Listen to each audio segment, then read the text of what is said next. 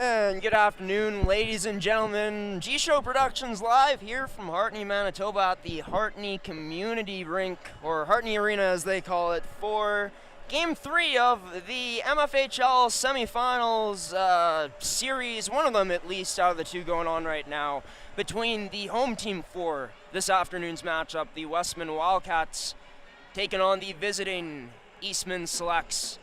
I'm your host of the pregame show here on gshow.ca. Graham, the G-Show Forsyth, will also be your play-by-play commentator for this matchup. It was quite a trek out here to Hartney, Manitoba, but well worth it. We're super excited to be bringing our broadcast here in rural Manitoba to a different part of rural Manitoba for the first time this season. Coming into the playoffs in a huge game for both of these teams as we bring up our scoreboard right now. So we're in our pregame show, Game 3 semifinal, series tied at 1-1. And to show you all the bracket to show where the teams are, this series, of course, now tied at 1-1. And last night it was the Winnipeg Ice winning 4-3 to take a commanding 2-0 series lead over the Yellowhead Chiefs in Shoal Lake. Game 3 for that game will be going on Tuesday, March 12th at Southdale Arena, as the Ice look to head back to their truly their fourth straight final. And for Eastman and Westman looking to head back to their third straight final, their fourth in 5 seasons it would be. And for Eastman, looking to get back to the finals for the first time since 2017-18, where they ended up winning the championship, backstopped by Reagan Kirk, who is a finalist, I believe, for Goaltender of the Year in the NCAA. But yeah, it was a 4-1 win last night for the Eastman Selects. Apologies, could not get any highlights up for you guys. Was having some problem with our editing software. But nonetheless, it was a game where Eastman ended up scoring first to break the ice in period 1. Isabella Carrier with a beautiful dangle to beat Danica Averill in period 2, and then back-to-back power play goals for Eastman to truly secure the win. Allison Tomes just fell short of getting a shutout. Would have been her second of the postseason, but it was Ivy Perkin getting on the board for the first time this postseason for the Westman Wildcats. Of course, the team's regular season leading goal scorer. And yeah, I mean, the big question mark, I think, heading into this series was, could Eastman finally beat Westman? Heading into yesterday's game, Westman extended their overall season series against the Selects to 5-0, and I mean, Eastman played a really good defensively structured game yesterday. Gave up most of the shots. Addison Tomes was up to the task on every single one of them. And yeah, their defense did a great job. Westman was able to enter the zone numerous times throughout the game with success, but they had trouble breaking through to that middle as much as they try to cycle it around. The Selects stayed disciplined in their coverage, so they'll be looking for that as well in this afternoon matchup. And for Westman, looking for a bounce back, looking to break through that defense of the Eastman Selects. Eastman's proven they can beat you in many different ways this season. The hottest team coming into the playoffs with a 9-game winning streak. For Westman, they were, of course, one of the best teams in the MFHL down the line, and of course, getting second seed for these playoffs. It was actually their first loss of the playoffs last night, and they'll be looking to turn the page in this one, as this crowd is going to be loud here again today, ladies and gentlemen. Should be a fun one. It was rocking in Niverville last night. We'll see what Hartney has to offer. I've heard many stories about how this is one of the best atmospheres in the MFHL, so we're going to see how that works out tonight. We're going to throw it to the national anthems here. Coming up soon, pregame brought to you by Make Hand Fasteners and Tools, Terrico, and Goaltenders. We'll be back for the start of this game in just a moment, folks. Wildcats Selects Game 3 coming up.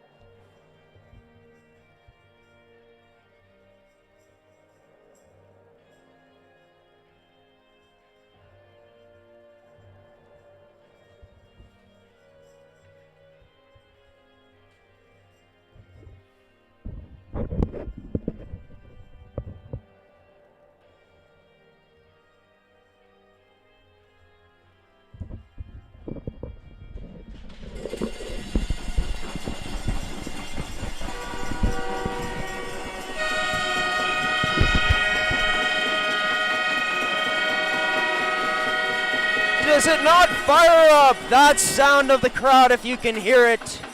What a scene here from Hartney, Manitoba this afternoon as the home team, the Westman Wildcats, looking to get back in the win column in this series to take a 2-1 series advantage lead for the Eastman Selects. They're looking to do the same thing, beating Westman, of course, for the first time yesterday. Addison Tomes gets the start in this matchup, and Kylie Hack earns the start for the Westman Wildcats. Danica Averill on the bench for this one. It's Hack's first playoff start. Tomes in the net again for Eastman, of course, and we are underway here officially from Hartney, Manitoba's Cox Lauder off the boards early on. Sends that to Lexi Remillard, who sends it up, but just gets out of the zone and sent in off of an offside by Kelsey Hybers. Of course, the goal for the visiting Selects in this game today will be to continue to play a very well-sound defensive structured game. Gave up about 38 shots yesterday, but none of them all high quality. A lot of them being from the outside. And Eastman really not giving them the house at all to break into.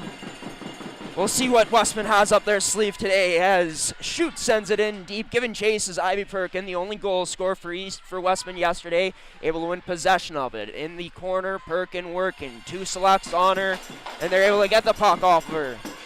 Playing it up the boards and all the way out. No icing on the play as it is waved off. Callie Hillhurst, first one to pick it up. And it's up to Marley Rutherford, number 19, carrying the puck, wheeling in, shielding from Shanskaw Cook, who's physical with her in the corner, rubs her out. The Wildcats get on the forecheck, picking up possession of the puck below the net. It's Carlin Goods, tied for the team lead in goal scoring after round 1. Finds Stutzky at the point. Her shot can't get through her. Sorry, that was Addison Vines. Is Eastman able to get it out? And here's Shanskaw Cook sending it across to Isabella Carrier, but pass misses way off, so it's behind her. And Westman now looks to break it out the other way, as they do. Madison Blaine able to get the puck up, have it turned over. It's on to the stick of Hallie Franklin now, who banks it off of the glass. Closest to us, and Eastman sends it all the way down as they go off and get a change. Fresh legs out. Reshoot at center ice. Has this intercepted by Heidinger, who decides to send it in deep. Heidinger, of course, recording an assist in yesterday's matchup. She's been big time for this Eastman Selects team all season long. There's a chance for Westman, and a nice save made off of the chance from Haley Blaine by Addison Tomes. So we got a stoppage here with 17:56 remaining. Still scoreless in our first period, of course, brought to you by Make Cannon Fasteners and Tools, your one-stop shop for all your industrial needs. We're about an hour outside of Brandon. That's where one of their store locations are. Also in Winnipeg. Also check out their website at makecannonfasteners.shop. They're your one-stop shop for all your industrial needs. Nice pass up the middle to Dixon, who just sends it in deep past the goal line. Picked up by Eastman now on the forward check. Can't get that pass to the slot. Westman works it up now out of the zone. And given chase for Eastman is Cox Lauder. Picking it up in her own end. Sends a pass into the neutral zone for Dixon. Past the red line, gets it in.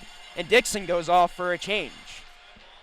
Westman now looking to get this puck out. Turned over high up by Ginger Fast in the zone, who looks to work this in towards the net. Teston Hack rebound there, and Hack able to keep it out of the net with 2 solid saves to start off. Lexi Remillard, pressured by a Westman Wildcats player, gets it up to Isabella Carrier, who gets it to Ginger Fast. Nice move at her own blue line. Tries to continue shielding it from Sutsky, but good defense there from number 3. Passed up to Isabella Carrier, who just before the blue line sends it in deep, going off for a change. That's one thing we noticed from Eastman yesterday, keeping their shifts pretty short, about 30 seconds, maybe a bit more than that, 45. As this goes down for an icing all the way, we will get a face-off inside of the Westman zone to the blocker hand side of Kylie Hack. Ava Boyley out to take it against Weber. For Westman as Weber wins it to the corner, as Hallie Franklin plays it to Stutsky. Stutsky looking to skate it up in her own end. Can't play it off the wall. It's picked off by Danielle Hepner, who delays, circles up, sends it towards the net, but that was covered up well by Hallie Franklin. To the slot. Now high slot there. Heidinger, shot blocked away by Franklin, but Eastman able to continue to work this down below along the wall. Boyley tying up a Westman Wildcat player. 2 players get tied up there in Eastman Select, and a Wildcat, they fall to the ice. No call. As Westman now tries to work this in deep. Shearer couldn't quite send it there, and now it's up to Waddell at center ice. Just before the blue line, sends it in deep. Rimming it around for Adeline Nolgren. Ooh, that one gets by her. Cleared out of the zone for Westman and sent right back in by Reese Beavis. And man can't possess that cleanly. It's worked down low to Adeline Nolgren. Eastman with possession of it.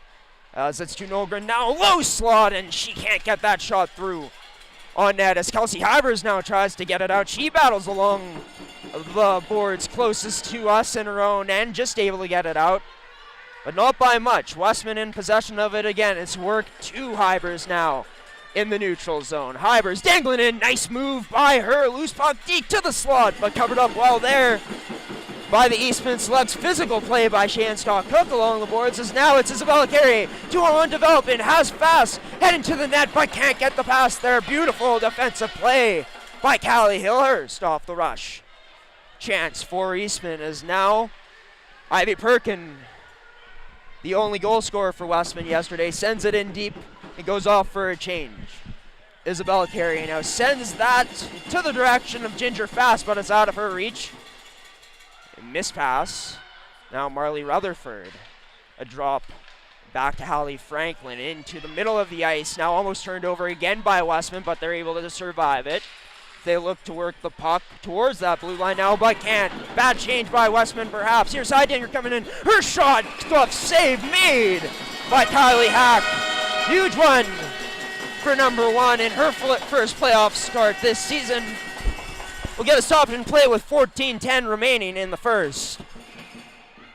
We are still scoreless here at 0-0, of course.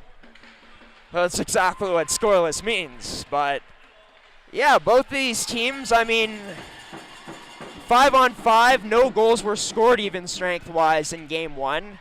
All on special teams, whether that was power play or short-handed. As this puck now rolls over Lesage's stick, and a penalty here coming up for interference. Eastman players pleading to the ref. Or maybe not pleading, but wondering why exactly that was called. I mean, she did, in the most technical sense, interfere with her, but of course this is playoff hockey. And I mean, we're going to see things more physical like that, right? But I guess this one, not legal enough to warrant no penalty in the ref's eyes. We go to a Westman power play here for the first time in this game, which all our first period power plays and penalty kills brought to you by Mechanical Fasteners and Tools. But speaking of special teams, if there's a time to capitalize, it's now for Westman early on in this game. Cassia Lesage going to the box. Eastman was able to get 2 power play goals yesterday. Westman, of course, with none on the power play. We'll see how they fare here. It's the draw 1 by Eastman. Chloe Carrier gets it out. Just gets it out. As Callie Hillers could not keep it in. Played to Stutzky as she plays that to Carlin Goods. Goods now wheels down that left side. Leaves a drop up to the point for Stutzky. Her shot through, but a glove save made by Addison Tomes.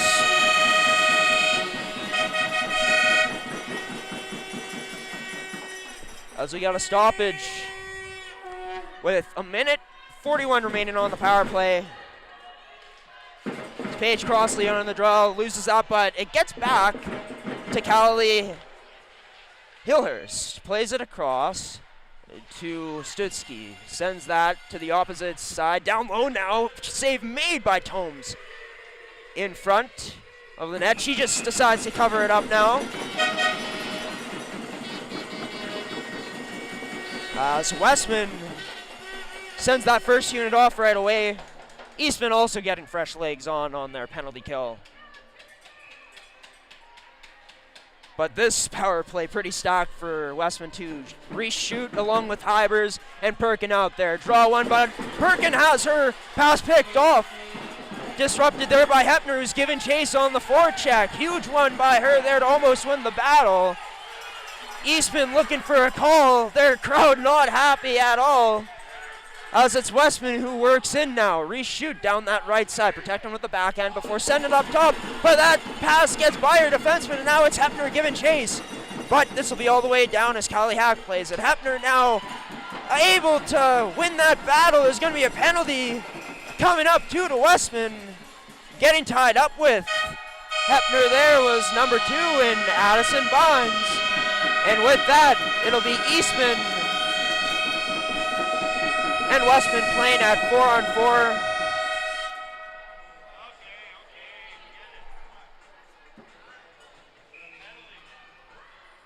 Playing at 4-on-4 for the next 48 seconds, and then it'll be about 1:12 seconds of power play time until Eastman scores on theirs if they're able to.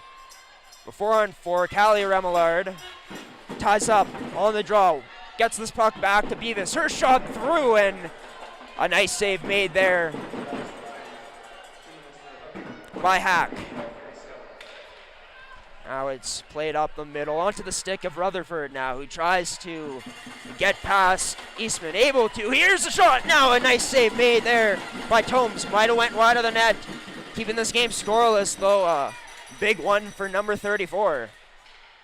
Nice job by Westman to get through. It's on to Eastman's stick now as Beavis sends that to the slot. Contested there, though, was Shan Scott Cook trying to get the shot off. Banked off the boards for Rutherford in neutral ice, but unable to cradle it. Rutherford continues to work through.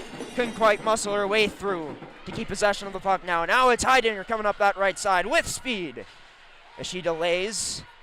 As we're now on to a power play for the Eastman Selects here for the next minute now as they work it up to the point. Nolgren in her skates ends up mishandling it as reshoot. Potential short-handed chance. Muscling her way through. Shoot now with a shot that goes just wide of the net.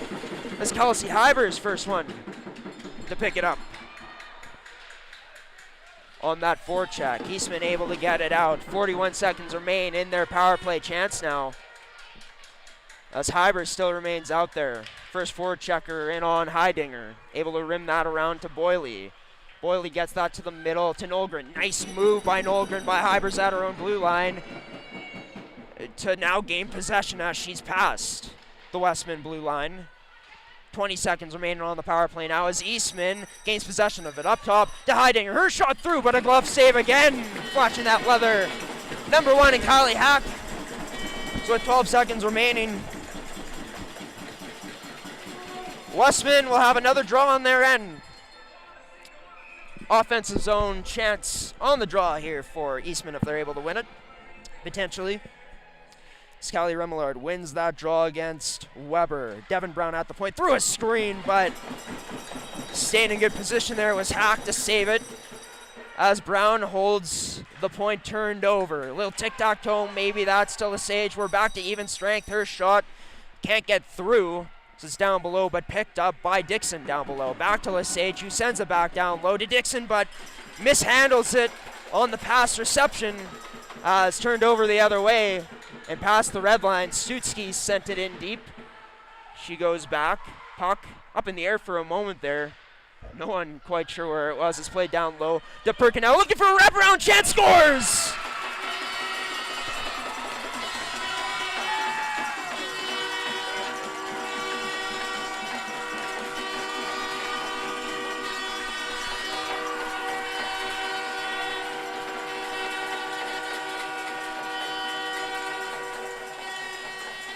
Well, she picked up the loose trash yesterday in front of the Selects net for her first goal of the postseason. And she gets her second one here in the first half of the first period as we're getting into the second half here soon. But yeah, Westman able to work that puck down low, and Perkins sees she's going to be uncontested on a wraparound chance. The patience there from such a young player.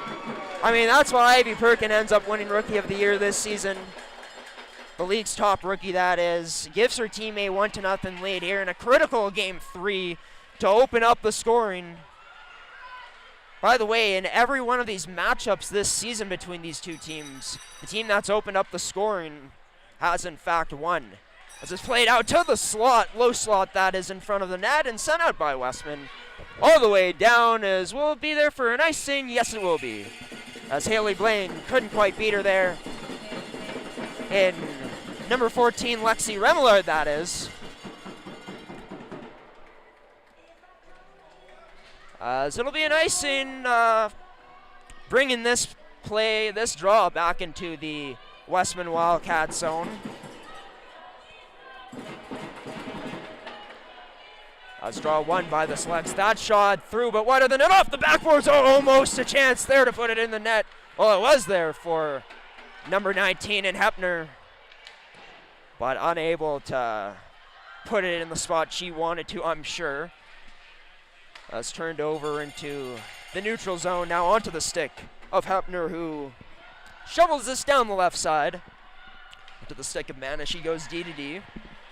Played out now by Westman into the neutral zone where Beavis sends it right back in. Westman able to get back into the neutral zone now as Heidinger. The regroup pass to Chloe Carey before she works this up. As there's a big hit there. No call on the play. As, Haley Blaine. Believe that's her. No, sorry, Marley Rutherford shaken up afterwards. Surprised the refs did not call it. Maybe you just weren't looking, but at the same time, there's two head refs in that vicinity. Up that left wall to Crossley now. Nice play by Goods to keep this rolling. Plays it up to Marley Rutherford to dangle in, but a save made off the shot by Addison Tomes. Keeping this down low on the cycle. Westman works it. As now Crossley and Goods running into each other down below. Forces a turnover, and Eastman unable to get it up for the time being. They look to play it off the boards. Trying to get that into the neutral zone, but can't. This time Westman decides to regroup as it's onto the stick of Kelsey Hybers, player of the game for Westman yesterday. Burns by with speed on Carrier down low. Wheeling now to the top of the zone. Lost the puck.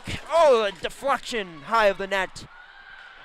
As Westman starting to really showcase how good they can be on the cycle. Winning that puck battle down low is Reese Shute. Gets that up top to the point. That shot not able to be through though, as is blocked up. Off the stick of Dixon to get sent all the way down by the Eastman Selects with 7:14 remaining now in this period. Kelsey Hybers tried playing it off the boards, could not hit a stick of an Eastman Selects player. Shan Scott Cook now able to get this past the red line and send it all the way down into the Wildcat zone. But it's Kelsey Hybers again looking at dangle in center ice. Ends up actually running into reshoot afterwards. Eastman trying to stretch a pass up there to Daniel Hepner, but can't. Picked off into Wildcats possession now. That shot from Skinoka be high of the net. Skinoka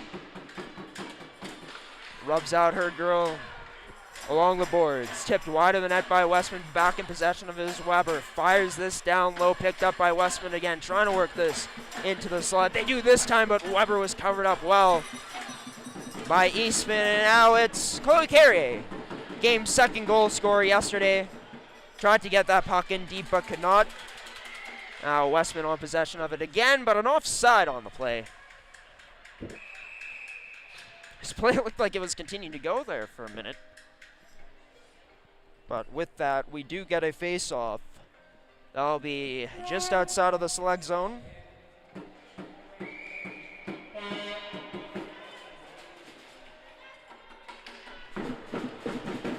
Draw one by the Westman Wildcats, just outside of the select zone. Select's able to get this up. It's played into the direction of Sophia Heidinger, who tries dangling pass, and she gets through. Heidinger now, her shot almost beats the glove of Kylie Hack, but Hack just a bit too good on that one.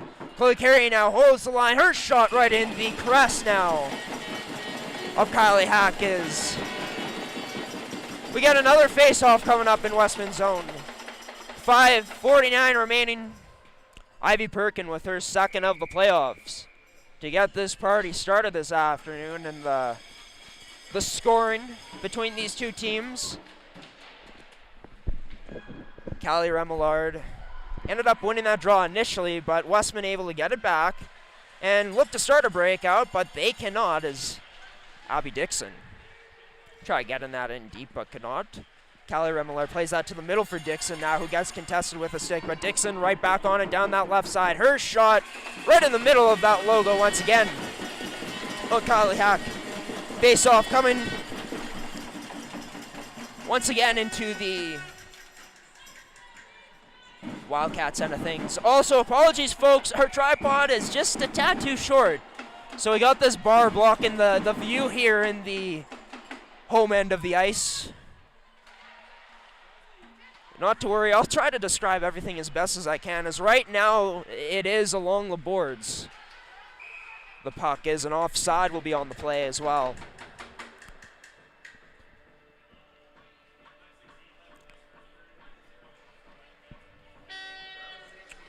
We will get a face-off just outside of the Westman zone, as you can see it right now. Shan Scott Cook back on the draw. She wins that towards the boards to Isabella Carrier, but she ends up having that stripped away by Kelsey Hybers. The puck ends up winding up towards the opposite end of where our broadcast angle is. Turned over down below. Ivy Perkin now looking for another wraparound potentially, but tried finding a teammate in the slot. That pass could not connect. I believe that was Hybers who couldn't get it, as Westman now in their own end. Able to get this puck up was Hillhurst to Perkin, but she has that stripped away. Played to the front of the net almost to number 18 and Isabella Carrier Reshoot now, able to get it out. But it's turned over again up the boards by the Selects. Turned over into the middle of the ice. Now onto the stick of Stutzky. She rushes in, trying to dangle, but cannot pass Lexi Remillard. Nice defense there by number 14, as now it's Hepner who picks it up along the wall where you can't see her for the moment. She's below the goal line now, battling along with a Wildcats player puck along the boards where the bar is blocking the view into the middle of the ice into the Wildcat zone now, and now into the neutral zone as a dangle through. Nifty move by number 9 in Shearer, but finally has that puck stripped away. Down below as Eastman looks to break out, coming up the other way again. Heidinger could not quite get that pass through, hit a body. So now Westman looks to skate from their own end. Skinoka plays it up to Weber at the Selects blue line. Across now to Shearer, who tries playing that up top, cannot. It's picked off, now shot on net, save made by Addison Tomes. So we'll get a face-off here with 3:33 remaining in the first period. Shots 9-6 in favor of the Wildcats, and they lead this one by a score of 1-0. Shots are 9-6, that is. As this draw won by Perkin. For 20 in Blaine tried getting that up to the point, but it was disrupted, picked off. Man now in her own end, circles around, plays it up to Haley Blaine. Gets that all the way deep down into the Select zone now.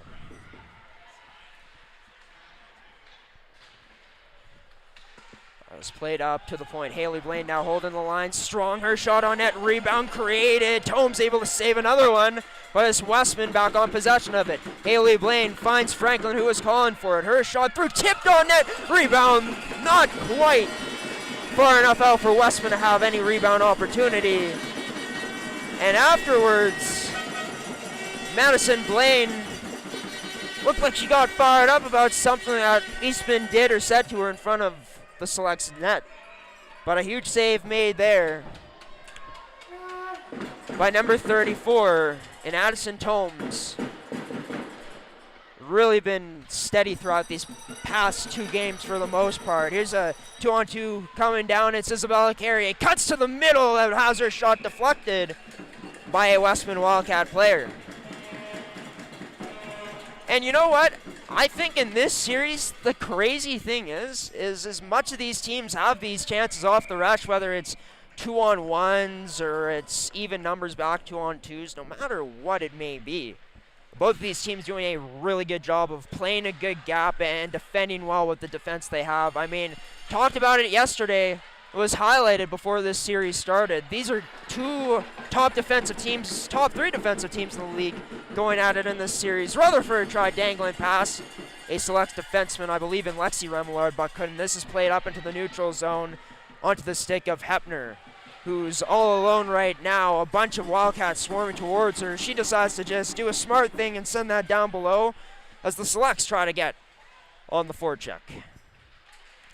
Up that right side, can't see it right now. Hybers had that pass intercepted. Hepner tried playing it to the slot with the backhand. We'll get another penalty here coming up. It'll be Kelsey Hybers going to the box. Was about to take off mechanical fasteners and tools, just did, but putting them back on as this Selects power play and Wildcats PK.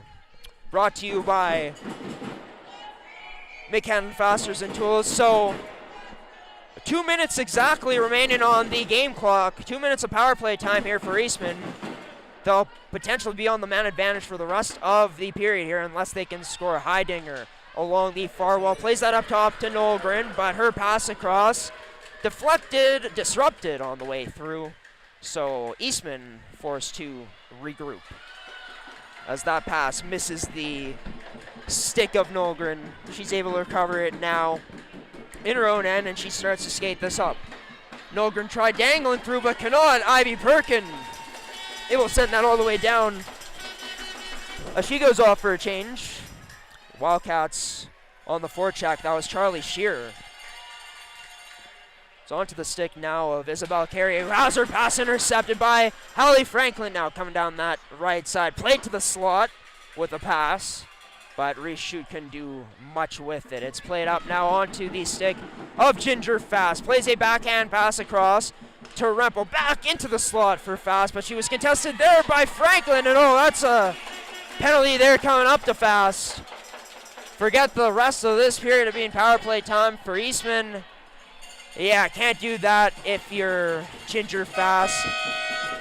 You know, you're in a battle, you have your stick tied up, you're trying to gain position, but gotta have control of your stick. She did not. Gets it up on Franklin into her face.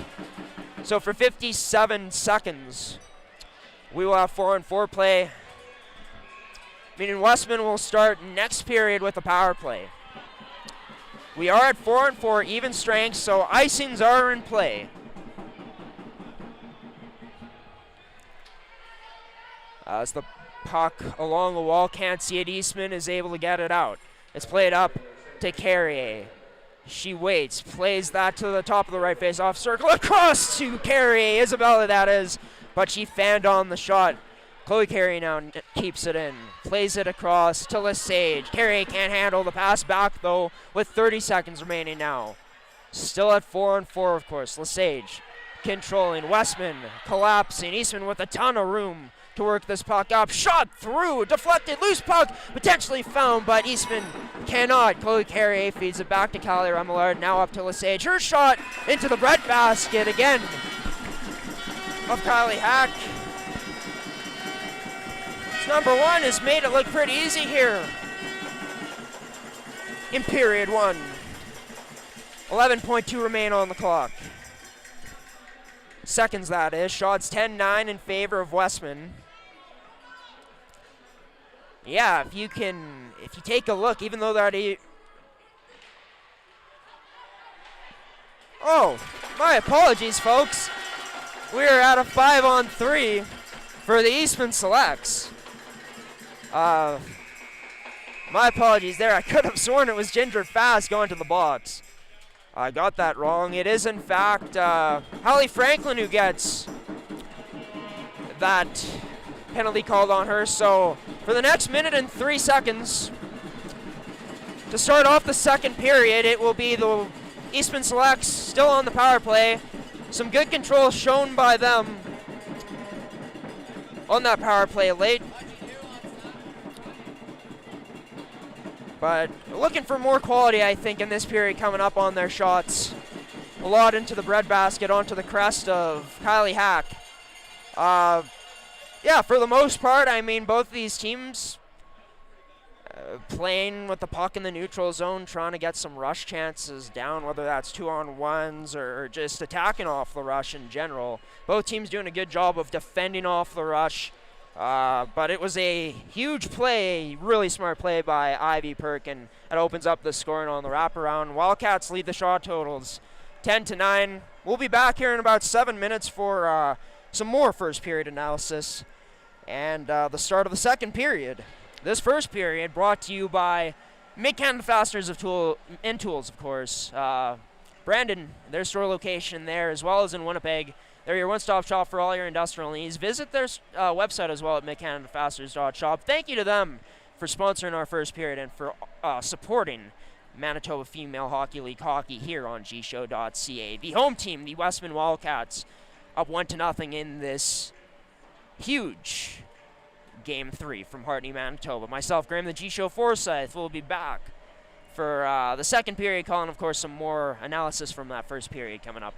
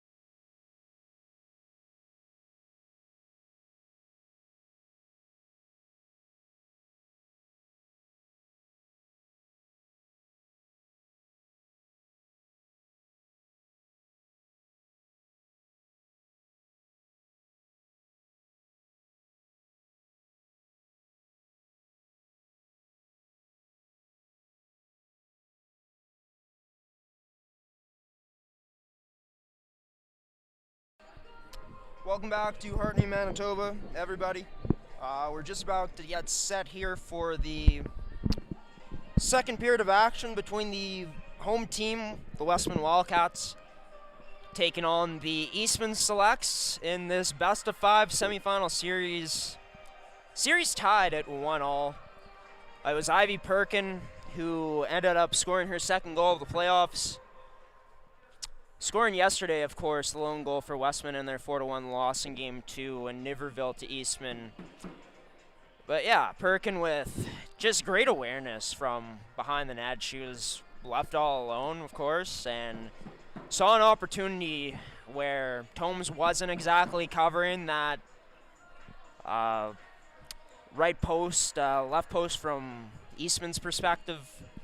And yeah, Perkin too quick for her to make it there to stop it. And I mean, for the most part in this game, both teams having some chances in the offensive zone, but trying to work the puck to the middle to that house for, slot chances, and there haven't been many from both sides. I mean, both these teams playing a really good defensive game, and what I've been so impressed with is how great these teams defend on the rush. We saw it yesterday from Eastman off all the rush chances that Westman had, and we're seeing it again today from Eastman for the most part. Westman's done a bit of a better job just muscling their way through to get chances. But yeah, I mean, for Westman on the defensive side of things, it's been really good from them so far. Kylie Hack has had to make a few flashy saves, but for the most part, she's been squared up to the shots, and her team doing a good job in contesting in front of her. But at the same time for Eastman, and I would think that, more shots on the power play are needed in this one, especially testing a goalie who, yes, has looked comfortable and confident in Kylie Hack. But, I mean, this is her first postseason game, right? Put on more shots on net, get traffic to the net, and go to work from there. We've seen how good this Eastman forecheck could be throughout this season when covering this team on MFHL game day. And, I mean, so far we've seen how strong Westman's forecheck, their cycle, has been in this game today to maintain pucks like they have. One thing that I think Westman does want to shore up, though, and I'm sure that Tony Franklin, head coach of the Wildcats, has been harping on this. It looked like it got better as the period went along, but the turnovers in the middle of their own end, just trying to get it past the blue line, but Eastman doing a good job of holding there. They got to find a way to make those opportunities count, though, if they want any chance to truly take this game and put the pressure on Westman heading into Wednesday night in Niverville. Westman's looking to do the same, of course, looking to hold on to this lead. As, the clock continues to wind down. Both teams should be making their way onto the ice soon, and the fantastic part about the playoffs is always how loud it is and how amped up the crowds are. Both these sides have been amped up today. Can't say that these two teams, their parents, their fans are a fan of the refereeing, though, especially the Eastman Selects fans. They're faithful. Going berserk on some plays from the right of me, where I'm currently standing right now for this broadcast in the stands. But yeah, both these teams, of course, you already know the story, and if you don't, well, we'll let you know. Tied in the regular season in terms of record at 19-7-2, but the Westman Wildcats won the tiebreak to earn the second seed due to them going 4-0 in the season series against the Eastman Selects.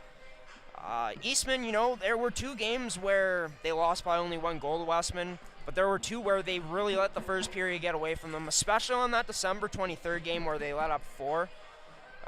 And of course, the team who scored first in every one of these matchups this season has gone on to win. Does Eastman change that today? Does Westman keep the same trend going? A lot of questions to be answered here coming up for the remainder of this game, but we're glad that you're here to watch. If you do enjoy our coverage, well, we'll be broadcasting more MFHL hockey coming up this week. So you don't miss any of the coverage. Be sure to subscribe and turn on our notifications here on our YouTube channel. would help support us, would help support the league, and get more eyes on the great competition in this league. Right now it is the Eastman Selects making their way onto the ice. Ginger Fast giving the fist bumps to her teammates. She makes her way on. Westman, of course, not out as of yet.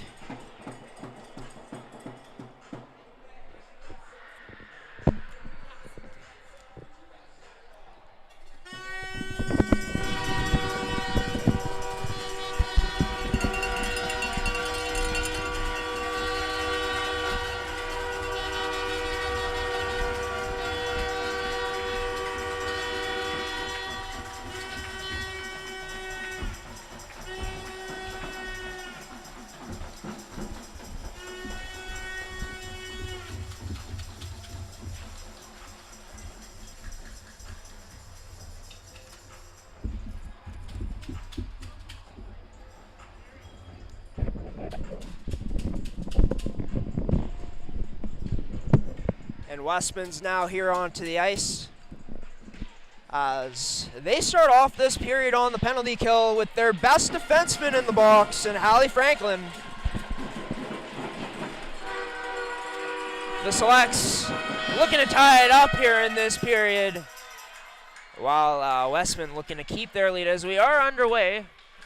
It's controlled by Eastman, passed over to Heidinger as she takes this up the right side, delays to the point to Nolgren, pass back to Heidinger.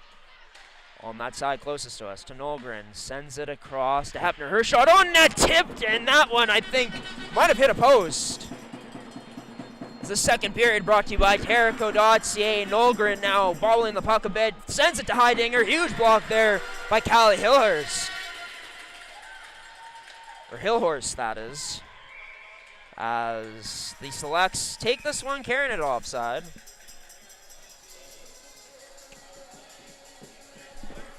And we will get a face-off here with 22 seconds remaining on the Franklin 2-minute minor. And apologies once again, I could have sworn it was Ginger Fast who took that penalty when her and Franklin were tied up.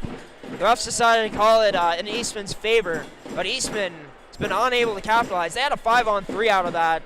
It didn't even register many shots. They registered like 2.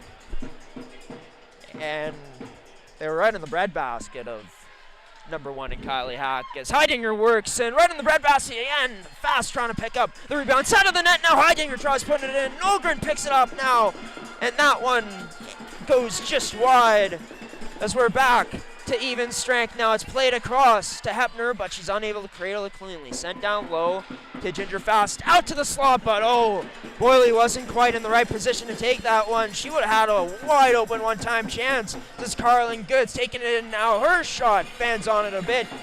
Didn't get enough on it as the puck into the area of the ice where we cannot see it due to our broadcast setup right now. Eastman tried sending that off the boards, could not out, as it's Westman who controls. Held in by the skate of Vine, sends it across to Hallie Franklin. Rebound there, but nice defense by Beavis in front to take that puck away. As Waddell able to send this puck up, but not to who she wanted to. It was picked off by Franklin. Westman now looks to break in. They do. Skinoka battling down below. Puck ends up out in front. Loose chance in front, but Westman unable to capitalize. Tomes ends up getting her stick back from a teammate as Eastman starts transition. A 3-on-2 opportunity potentially. Nice defense. Good stick check by Monker at the line. Drop pass into the slot area intended for Waddell, but unable to connect with her. Westman tries a stretch pass up into the neutral zone, but all the way down for an icing with 17:36 remaining in the second period of action. What an opportunity there for Westman to potentially give themselves a 2-0 lead at this point, but Eastman was able to be up to the test, defended well in their own end, and now there's an offensive zone face-off draw for Eastman that is won by Weber. She ties up Shan Scott Cook, but Ginger Fast in on the forecheck, forcing that turnover. Ginger Fast still on it, battling now with man. Ginger fast down on the ice, lost an edge, lost her balance. That is Westman able to work this puck up now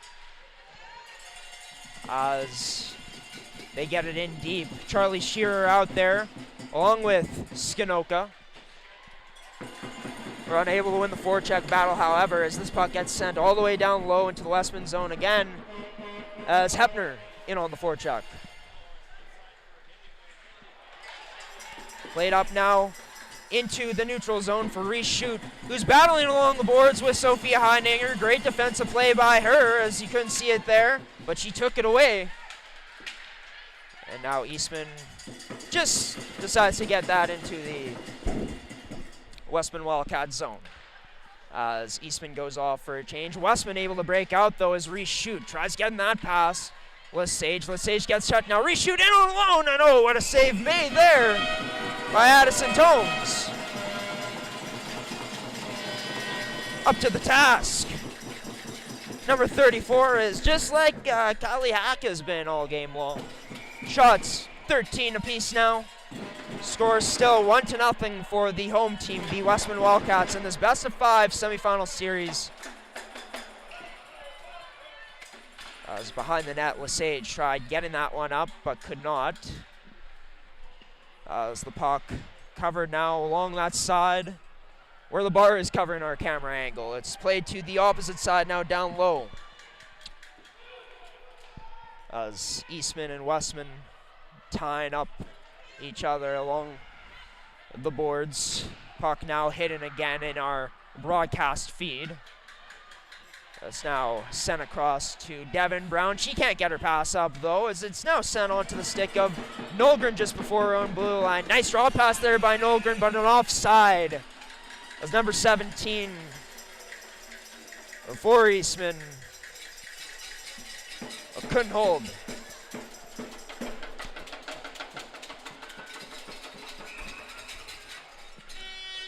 Get a face-off just outside of the Westman zone, closest to the Eastman Selects bench. Straw one by Eastman, but a trip on the play coming up.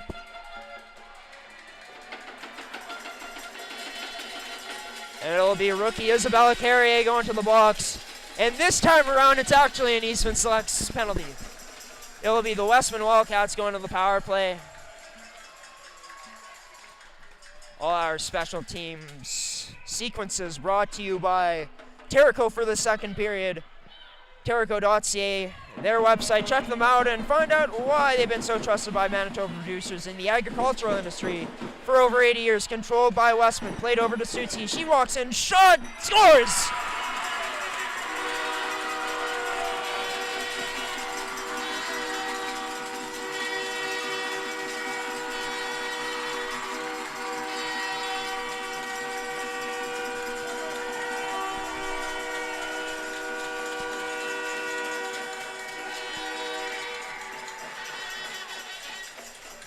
Well, Stutzky showing off that powerful shot of hers. Not sure, it looked like Tomes also miscalculated it just a bit on the way through. At the same time, looked like it was too tough for her to handle. As Stutzky with a wide open chance on that power play, striking quickly for the Selects, making short work of Eastman's penalty kill. How do the Selects respond from here? Wraparound chance turned aside by Tomes.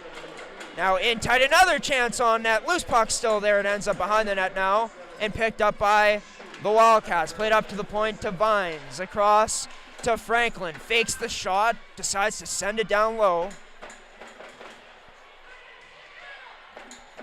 Where it'll be now on the side of the net. Ended up on the net, so the refs blew the whistle. And once again, Tomes ends up losing her stick. Gets it back from a teammate. With 14:53 remaining, it's 2-0 for the Wildcats. Latest goal courtesy of Erica Stutzky. What a rip she had.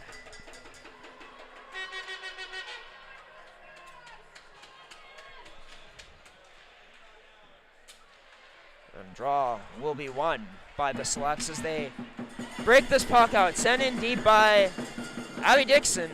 Will be first one on and beating Monker to it. Now it's picked up by Nolgren, but maybe a mistake. This is taken away by Kelsey Hybers, trying to dangle through. Bit of a risky move. It's turned over. Remillard from the side of the net. That one wide on the net, occupied by Callie Hack.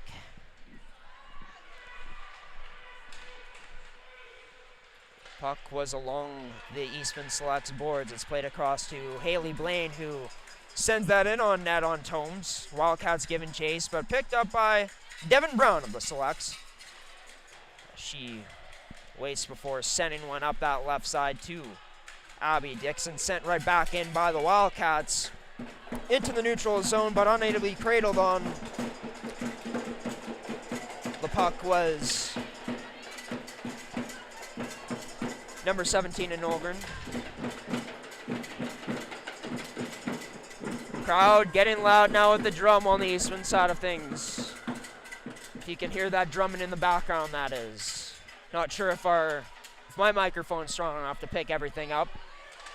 I'm sure you can hear how loud it's been here throughout the past 2 games of this series. It's been a lot of fun. And in this one, it's the Wildcats who are having a lot of fun on the scoreboard so far, up 2-0. Pass sent up to Waddell, potentially a chance here for 12. Her shot high up, rebound swallowed up by Kylie Hack. But a bit of a tough one, looked like it handcuffed her.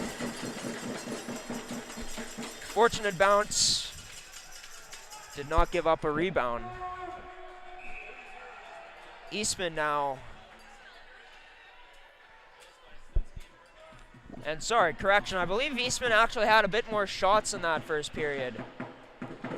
So the home side is Westman. They now lead in shots 17-4. Hybers trying to dangle through on Chloe Carey, but nice job by number 11 to stay with her. It's carried in by Reese Shoot now down that right side into the select zone. Try getting a pass to the slot, but ended up, I believe, hitting a skate of a selects player into the neutral ice, where Westman contested well. It's across to Franklin, back over to Vines as Vines tries protecting on that backhand side. Had stripped away just as she exited the zone. It was sent in deep by the Eastman Selects. Neutral zone clogged up nicely there by the Selects, forcing Westman to just send it in deep. Played up to Nolgren, played to the middle, but has it intercepted now. Taking it in was Crossley, but a delayed offside on the play. Get a stoppage with 12:21 remaining.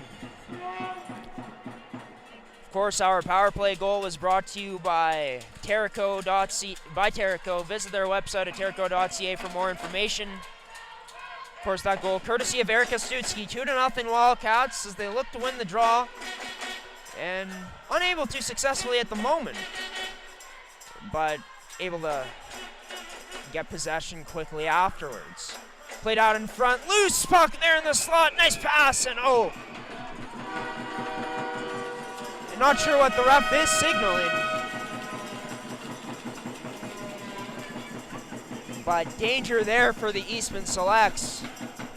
So close for Westman to making this game 3-0. Paige Crossley will take the draw again for this Wildcats team. One of their leading goal scorers this season, behind Ivy Perkin. On the team is Crossley. Tried sending this to one of her players. She does now as it gets up to the point. That shot through and a nice save made there off of the shot from Monker.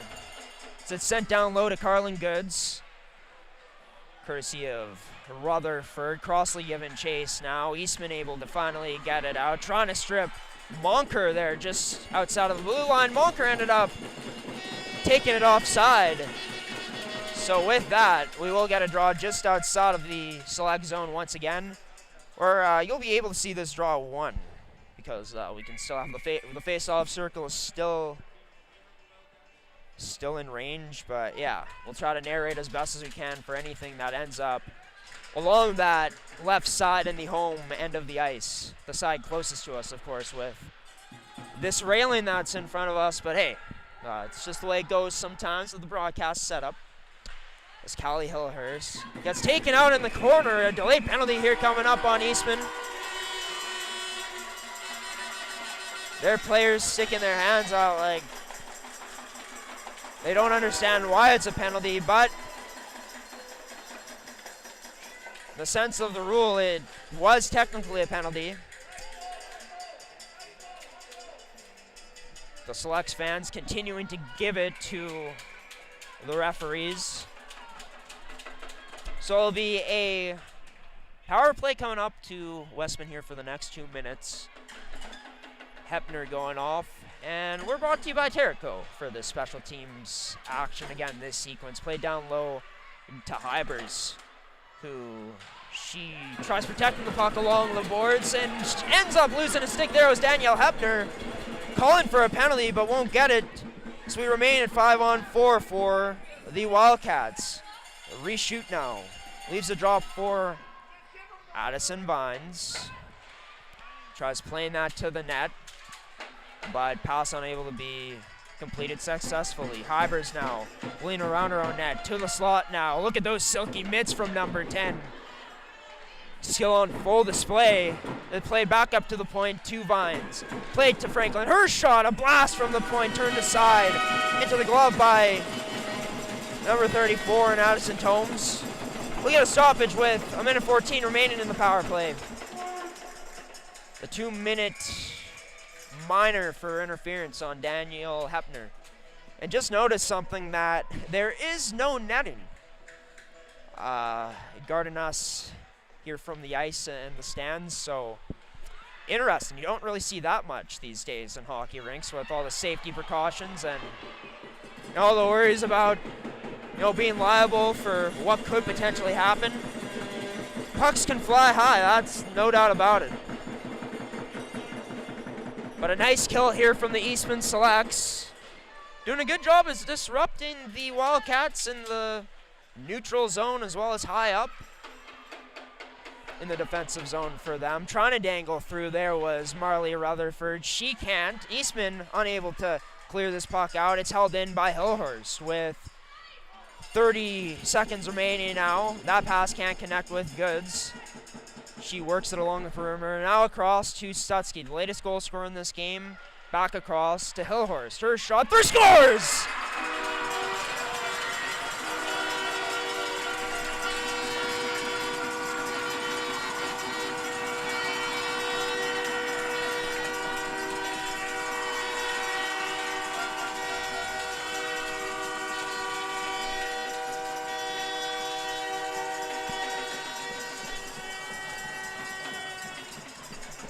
I believe she sent that one in through traffic. Not the hardest shot, but a very accurate one. Picks the corner to full Addison Tomes.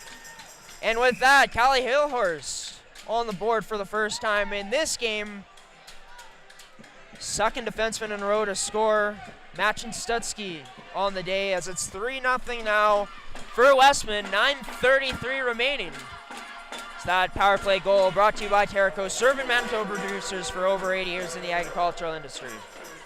This puck sent out, no icing on the play as linesman saying it was tipped.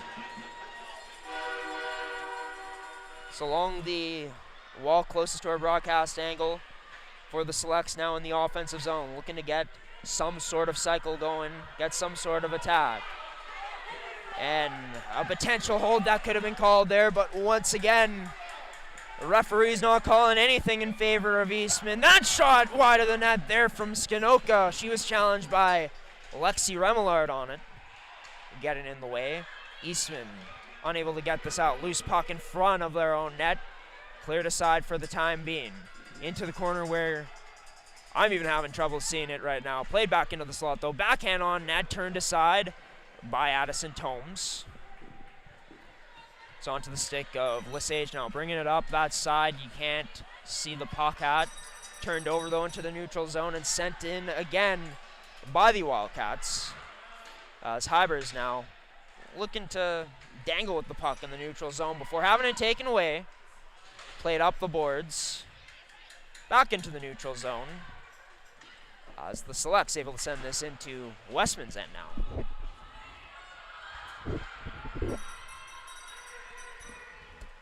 Westman below their own goal line. Looking to work this up. Turned over now. Heidinger able to dangle through. Hepner ran into her though. Heidinger gets it back. Trying to locate a stick. in that house area, or maybe just try to get it on net, but could not. It goes wide. Eastman still in possession of it. Into the slot. Beavis now from in tight. Got her own pass back. Hefner robbed as well by Kylie Hack.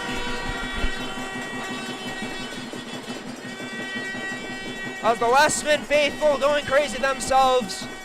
Fantastic to see all their fans in a Westman Wildcats jersey as well.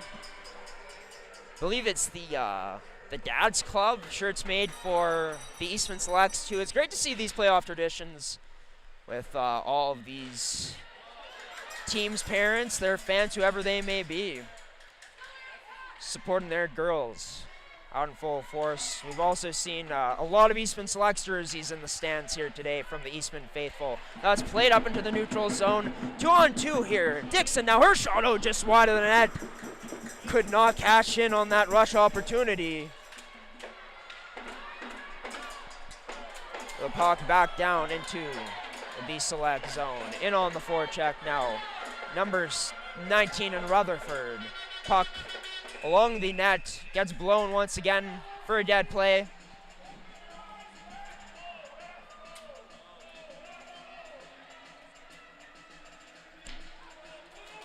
And with 7:01 remaining, we'll get another face-off inside of the select zone. 22-16, the shots in favor of the Wildcats. Or no, sorry, it'll be outside of the Eastman zone. As draw one by the Wildcats as they send this in deep. Reshoot sends this down low for Kelsey Hybers. Try getting that back to shoot, but was contested. Selects now trying to get it up the wall, but can't get it out of the zone still. It's Westman keeping it there. Now working down low. Hybers out in front, can't find shoot with the pass. So Ivy Perkin now, first forward checker, and able to allow for a support girl to come in. Shot ends up on net, but turned aside into the corner where you can't see the puck again by Addison Tomes. Worked along below the goal line. Now out in front, that pass can't be connected on with as Abby Dixon tries getting the step on Hallie Franklin, but Franklin gives her a bit of a bump afterwards. And there, finally, for the Selects, their crowd getting exactly what they wanted, a penalty. Hallie Franklin's second of the game. And I mean, honestly, I feel like Westman's okay with a penalty like that.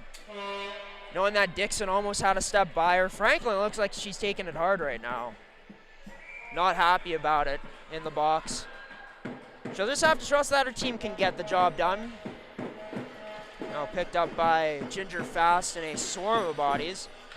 Eastman trying to maintain possession. They can't though as Westman gets this out all the way down.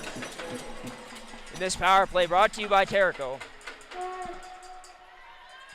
Nolgren being checked hard there by Rutherford. Gets a pass to an open Heidinger, but can't connect with Boyley. Wasn't the cleanest pass there, kind of in between her feet. Heidinger now sends it across to Nolgren. Back to Heidinger as she looks up ice, surveys, decides to go across to Ava Boyley. As Boyley looks to drop it, reading it well there was Weber. Eastman just looking to keep this in. They do. It's Nolgren holding the line, gets the short pass to Hepner. Working it down low to Ginger Fast. Eastman trying to find a spark on this power play that had 2 goals for them yesterday. Ginger Fast. Maybe a bit of a hook down there, but no call on the play. We remain 5-on-4. Ava Boyley up top to Heidinger, who's looking for options, decides to send that down low. Westman not giving the Selects much to work with in terms of breaking into the middle. Westman able to get possession of the puck and send it all the way down with 40 seconds remaining now on Hallie Franklin's second penalty of the game. Sent up by Nolgren, but unable to connect with her teammates as Westman able to clear it down all the way again. Nolgren battling now with a Westman forward checker. Tries passing it to Callie Remillard, but pass misses her completely. Maybe not completely, but she was unable to find her tape with it.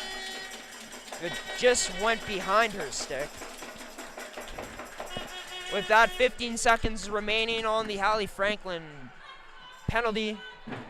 15 seconds on this Eastman power play. So I guess the big thing they'll be looking to do is get this out of their own end for starters. As tie up on the draw. Westman, though, able to send this in deep, hard on it. Number 12 in Haley Blaine, who's in the corner now, tied up, along with 3 selects players. Second remaining now, back to even strength on the Franklin penalty as she goes off for a change, sending Madison Blaine on the ice. That goes up to Stutzky. Shot through and save made this time by Tomes. Now Eastman able to get it out, but once again, just can't get by that last wave of defense for the Wildcats. As now Bynes and Franklin, a top pairing, back out. For Westman, unable to cradle that pass. Just from inside her own zone was Dixon. So Westman sent it in deep again into the neutral zone. As Paige Crossley able to work and working through to the middle now. Her shot just high of the net. As number 18 looking for her first goal of this contest this afternoon. I believe her first goal of the playoffs in general. Eastman now able to get it out, but another missed pass in the neutral zone. It's a turnover. Bynes had a player with her, but an offside on the play. She had 2 with her, actually. It looked like a 3-on-1 developing for the Wildcats, but not to be for them for the time being.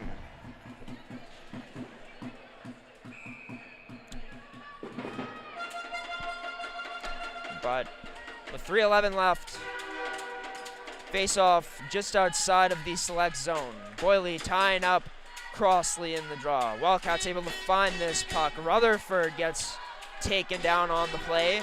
Westman looking for a call but didn't get it. It's a cross to Crossley potentially, but pass got intercepted, disrupted by Hepner.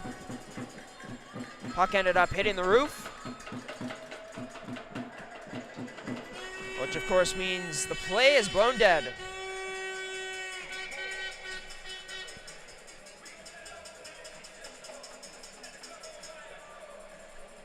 The draw will be won now by the Wildcats in the select zone. Working it down low to Rutherford, but picked off by Carrier.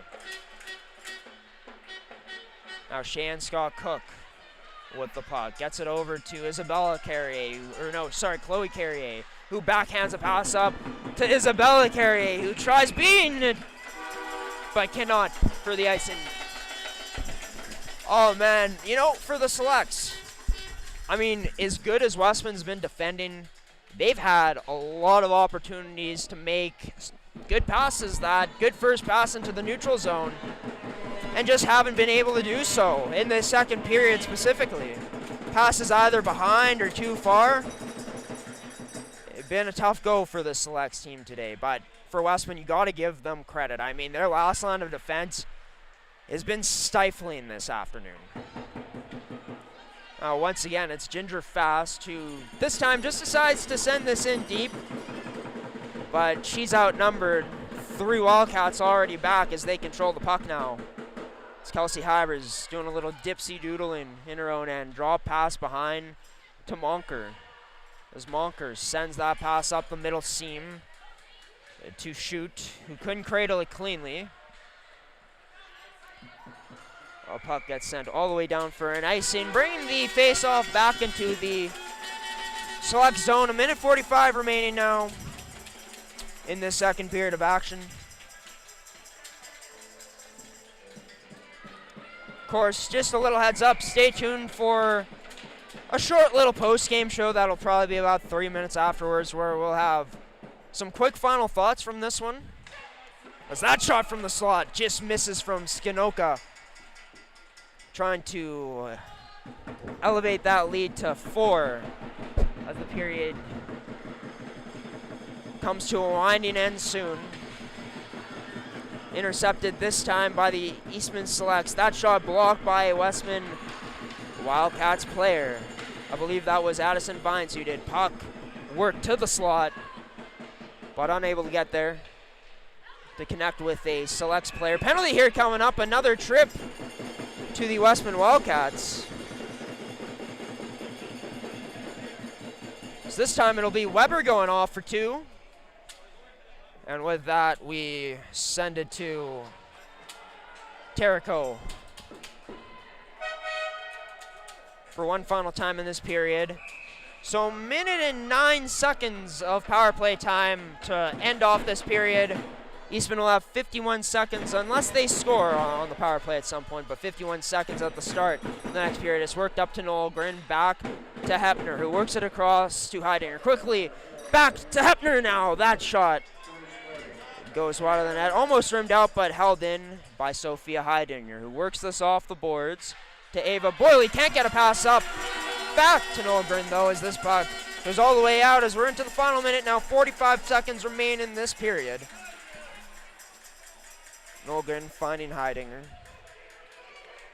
It's Heidinger now sends it to the middle, but unable to connect with a teammate as Westman sends it all the way down.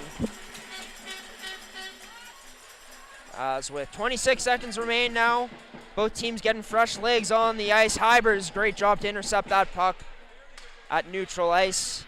It's picked off now by Vines. Trying to get in. There's a penalty going to be drawn by Isabella Carrier. Both of them tied up right now, as Vines wasn't letting go of the stick. Isabella Carrier trying to yank it away from her.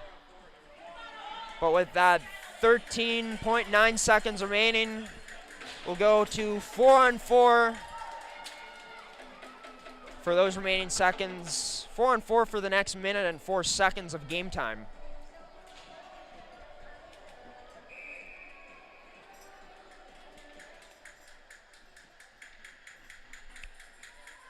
It'll be Callie Remillard winning the draw against Ivy Perkin. Played off the backboards by Eastman. 10 seconds left now. Played into the neutral zone, onto Franklin's stick. Plays it off the boards, turned over. Goes off of Franklin, almost back into the select zone, but puck stays in the neutral zone. As the Wildcats entered into this period up 1-0, and they capitalized with 2 huge goals from first Erica Stutzky and then Callie Hillhurst, or Hillhorst that is. 23-16, the shots in favor of Westman will be at 4-on-4 even strength for the next 51 seconds, and then Westman will be on the power play. At a time where that'll be brought to you by Goaltenders, our third period sponsor coming up. Thank you to Terrico for sponsoring the second period of play.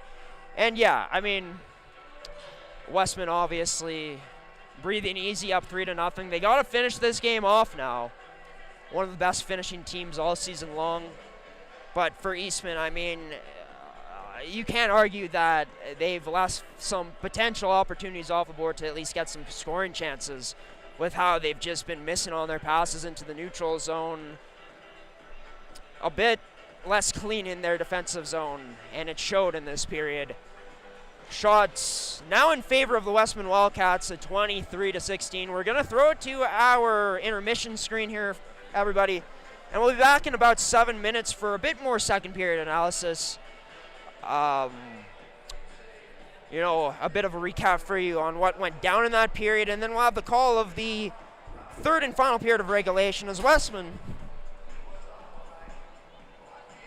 one period away from going up 2-1 in the series, putting the pressure on Eastman going into Wednesday night's Game 4 in Niverville, which would be a must-win for Eastman if they lose this one. Thank you to Terrico for serving Manitoba producers for over 80 years in the agricultural industry as well, and for sponsoring the second period here on G-Show Productions for MFHL Playoff Game Day. We'll be back here in just a moment, folks. Wildcats up 3-0 here in this all-important Game 3, with the series tied 1-1 between the Selects, the visiting team, and the team that's up, the Wildcats.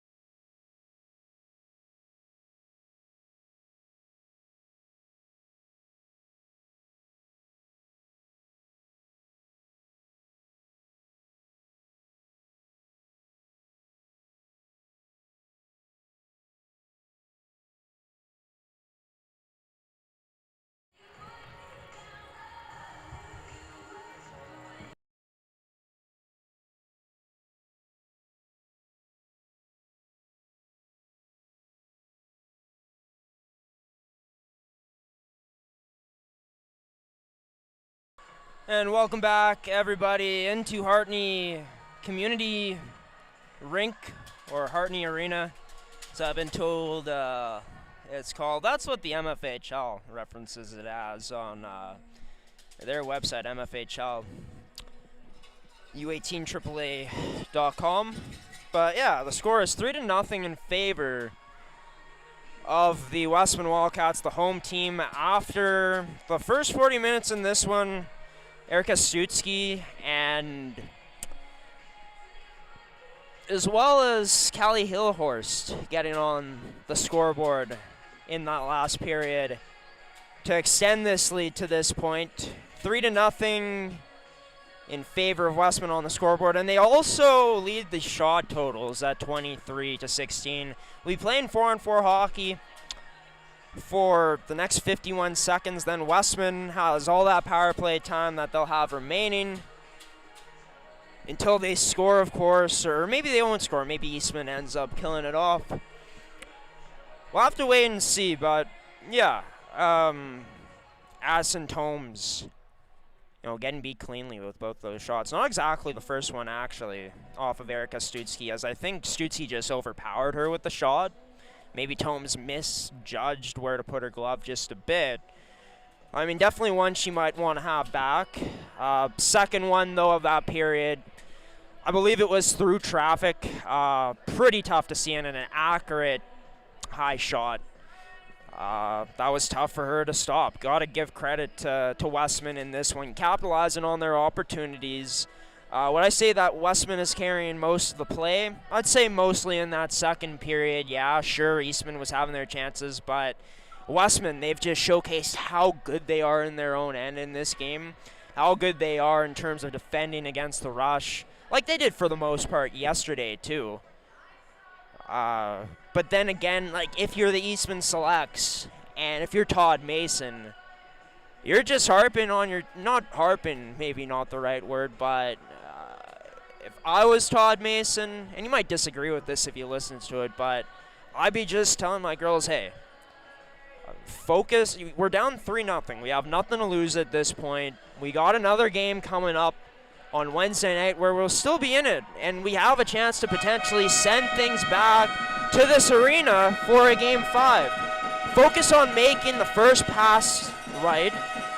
Focus on building good habits like that heading into Wednesday night, where you can end this one off on a good note. And hey, a huge win for them would be, even if they lose this game outright, if they can win the period in terms of the score. Of course, it's reigned true so far, unless we see a miraculous comeback by Eastman. But it seems like it's going to remain the same in terms of whoever scores first in the matchup between these two teams will most likely win the matchup. As Eastman scored first yesterday, won their first matchup of the season against Westman.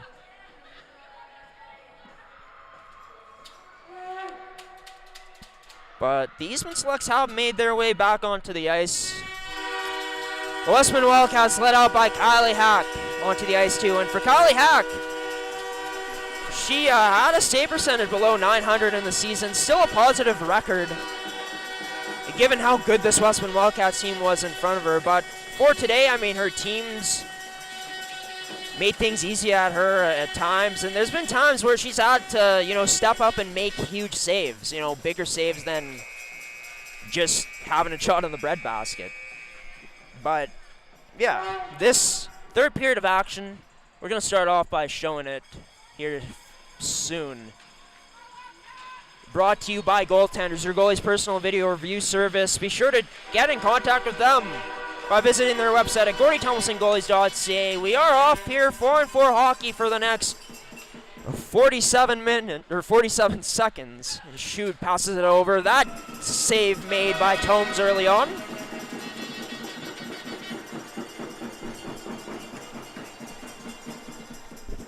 And we will get a face-off coming up inside the Eastman zone here with 9:50 left in this period. 37 seconds remaining on the 4-on-4 even strength sequence here. As Lexi Remillard, her pass off the backboards, takes a funny bounce, a strange bounce that is. It will be Eastman who gets it in. Ava Boyley trying to get a shot through, but that once again blocked up by a Westman Wildcats player.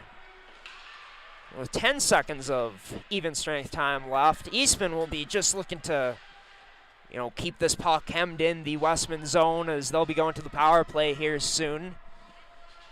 Down below, we're now 5-on-4 power play for the Westman Wildcats.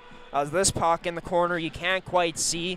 Battling with it are a few selects players, but Westman able to get this out. Devin Brown giving chase. So this puck stops up for Carlin Goods to send that down low. 34 seconds remaining on the power play now. Rimmed around to Marley Rutherford. She protects. Going around the net. Wraparound try. Rebound there, but contested well by the selects in the house area in the high slot.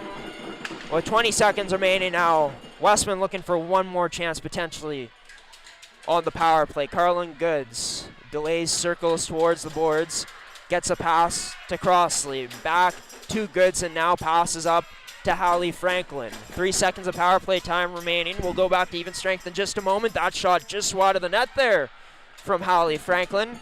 As we are back to even strength now, Ginger Fast, first one to pick up the puck. Biscuit goes up that right side, and now played into the middle for Callie Remillard, who just decides to dump that in deep and go off for a change. So with 17:50 remaining, back at 5-on-5 play.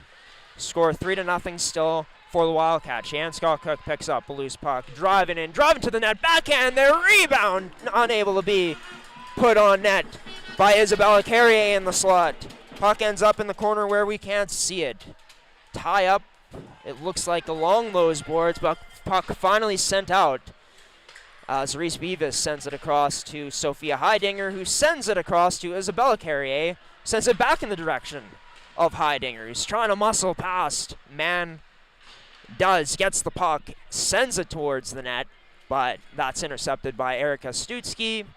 Plays it to an outlet girl along that side that's covered by the railing, and Westman down the other way.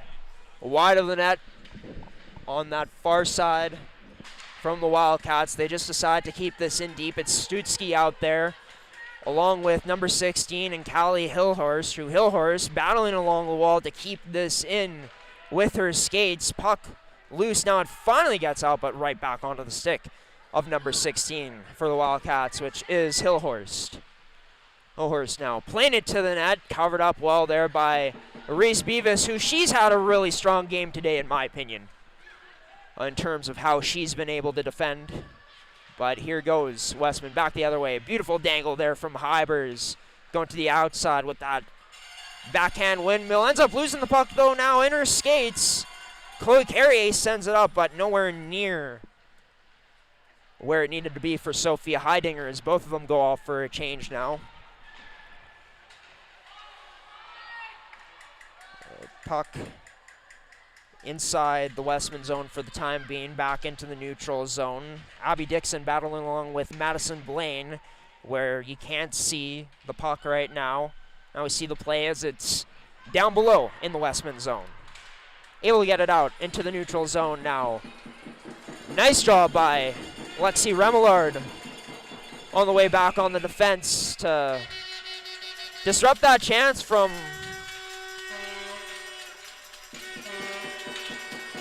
Haley Blaine, but Eastman ends up icing this puck, getting a face-off back inside their zone with 15:39 remaining in the third period of action.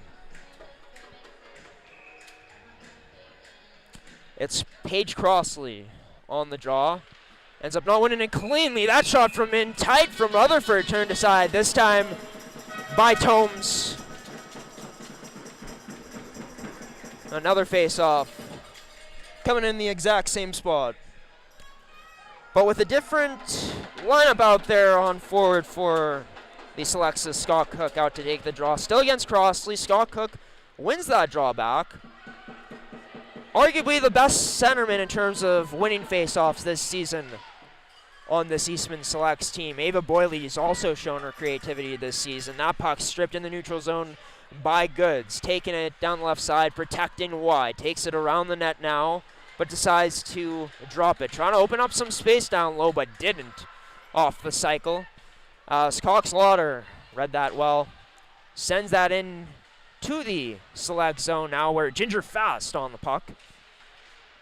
A little bit of stickiness there that stopped that puck up. We saw that early on to start this period too in Eastman's zone. Kelsey Hybers, man, she might be the player in the league with the silkiest mitts. It's just every time she touches the puck, she's making a dangle and usually makes at least one move successfully too. Hybers, so good in the corners, so agile. Tried keeping this down low. It ends up back up to the point. Heidinger tried getting it out. The Selects can't. They finally do. There's Kelsey Hybers picking up the puck again in the neutral zone. This will be turned over. Boyley sends a pass across onto the backhand of Heidinger, but once again unable to cradle that pass cleanly. 14:05 remaining now in the period. Stripped away were the Wildcats. That shot on net turned aside by number 1 in Kylie Hack. Played off the boards, held in by the Selects now. Westman, though, able to turn it over the other way. Hybers nutmegs through number 17 and Nolgren to the net. That shot just wide and tight from Weber and picked up again by the Selects, where this pass ended up being intercepted, delayed offside, so they'll have a bit of time, but not much before Westman comes in and attacks. Beavis with a mishandle of the puck, ended up having it intercepted. Westman looking to work on the cycle. Chloe Carrier, first player on the puck, but has it pickpocketed away by number 11 in Skinoka. Skinoka, as well as Charlie Shearer, battling in the board. Shearer now sends that high up all the way to the opposite corner. It ends up back at the point for Mann, who tries sending that down the right side, but can't. Cross-ice pass up to the blue line for Nolgren, as just before the blue line decides to send that in deep as she was running out of room. Westman now plays that up, that side block by the bar. Turned over at the blue line, though, as Isabella Carrier tried dangling, but lost possession of the puck into the skates of her own teammate and Cheyenne Scott Cook. Nice interception by Scott Cook in the neutral zone, who sends this in deep.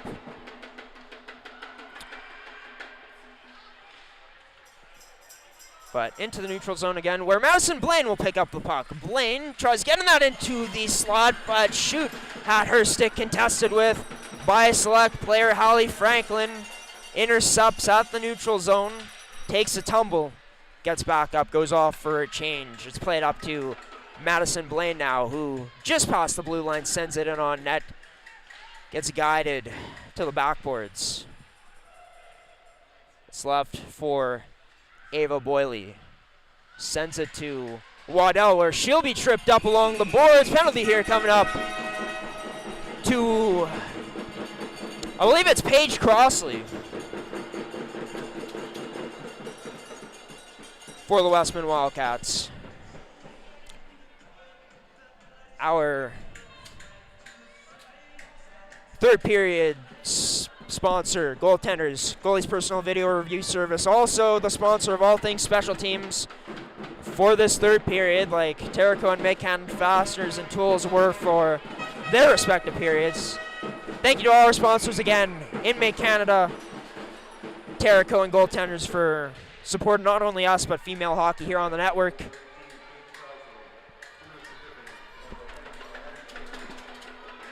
Getting in on the race, Charlie Shearer trying to win the puck from Sophia Heidinger, who able to do enough to get that puck to Nolgren. Eastman unable to successfully complete a transition in right now. Just at the blue line before it, Ginger Fast able to bring it in with success. Fast goes to Heidinger. Her shot through, and that's a save made by number 1 in Kylie Hack. Getting a stoppage, and look, we saw how dangerous this Selects power play was yesterday. You know, your puck work hasn't been as fluent today. But at the same time, where's the traffic in front of Kylie Hack? Right, got to get more bodies in front of her. It's those good habits that, once again, I think Eastman should be building on for the inevitable Game 4 coming to you live from the Niverville Recreation Center on Wednesday night, as G-Show Productions will be on location for a game which we'll see one of these teams facing elimination. Right now looking like it most likely will be the Selects. They're on the power play right now. 51 seconds remaining. It's sent down once again. That strong kill from Westman. Whatever adjustments they made to it, working out beautifully in this one so far. It goes all the way down for an icing.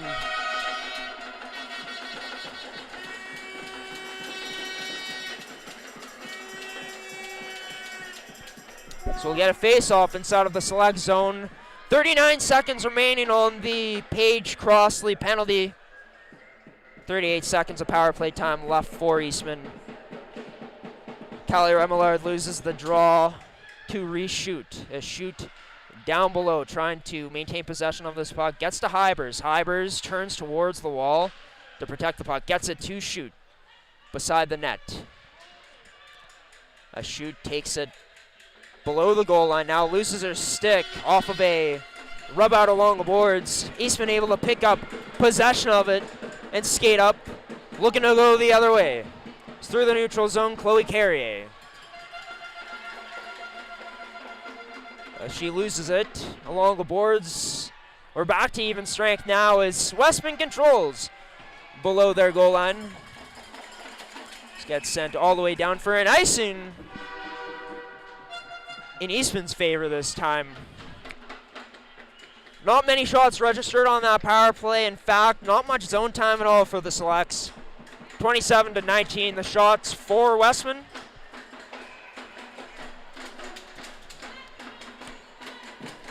The draw inside their zone.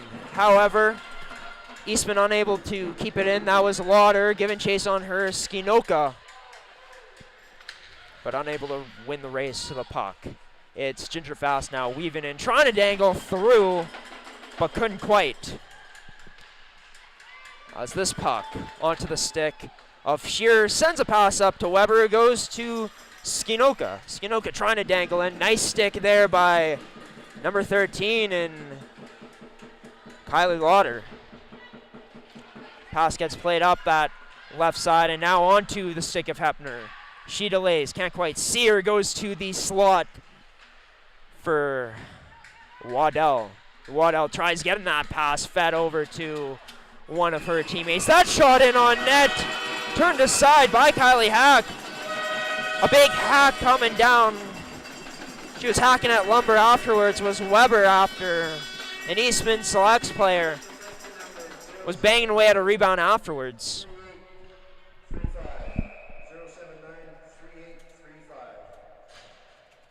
And 50-50 winner just announced. Lucky winner here. Not sure what the pot is, or what the numbers are even. I couldn't really hear them clearly, but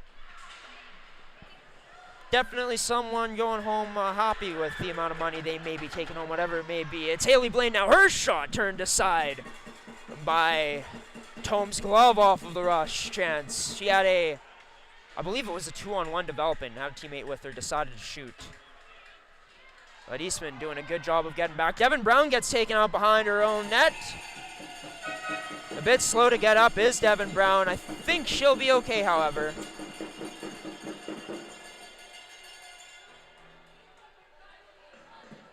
She goes off. Eastman back on the power play here coming up. 8:21 remaining. There's still time to come back to mount one, but I mean, Westman's just been playing so strong at all ends of the ice in this game, and I mean, besides the Winnipeg Ice, no team allowed less shots on goal than them on average this season. So that goes for all situations. We've seen how good this penalty kill can truly be today from the Wildcats, and it's really shown as this puck along the part where you can't see the play happening. Dixon has that go through her skates as Westman able to get a clear out here.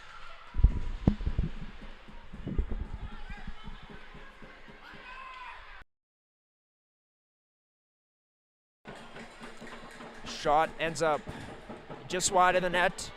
Chloe Carrier holds it in. Dixon goes off for a change. This one gets sent out and picked up by Hepner as she regroups back with a pass to number 8 in Ginger Fast. Fast up that left side, gets rubbed out. Hepner tries playing that to the slot area, trying to get Heidinger to pick up a loose puck. She finally does as she controls. Heidinger now being pressured well here by Westman. Nolgren loses it in her skates, and just been one of those afternoons for the Selects.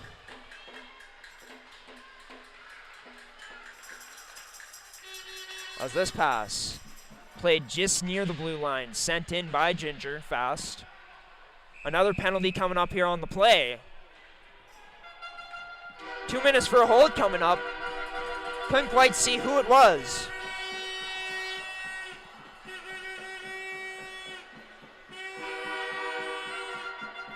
And I believe that is Eastman going to the box. So it'll be Ava Boyley, number 10, going off for 2 minutes. 31 seconds of 4-on-4 action coming up.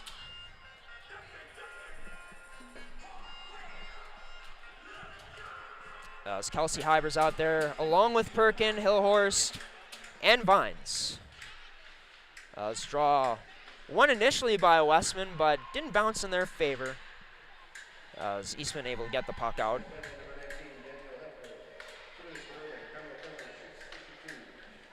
It's towards the blue line now into the zone. Pass across to Hybers, couldn't get there. Off of the stick from Perkin. Perkin back with it on her stick now. She unloads that shot, turned aside by Tomes. They're playing it into the neutral zone now to Abby Dixon. Just out of reach for her, though, as she goes off for a change.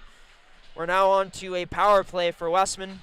1 minute and 21 seconds to work with at this point. Hybers, nice dangle to eliminate a player in the neutral zone there. Going through the legs now, dragging the puck there. Lost possession of it, but a teammate got it back. It's worked up to the point now to Franklin. Sent on to the stick of Stützky, across to Perkin. Her shot, save made by Tomes. Rebound unable to be registered on net there since it was covered up well. Ivy Perkin is looking for her third of the postseason, second of the game. It's played up to Franklin. Westman, great control from them. Sent back to Perkin to the slot. Bumper position for Hybers, but that one-timer couldn't go. Had the pass contested on the way through. 37 seconds remain now on the kill for Eastman. Shot from number 10, and Hybers couldn't get through. It was blocked up, but gets possession of it again. She winds up now. Tries going back door for Goods with a pass. Changed her mind about this shot. Well, now it's Hallie Franklin who has possession of it. Controlling it. Activated into the zone now.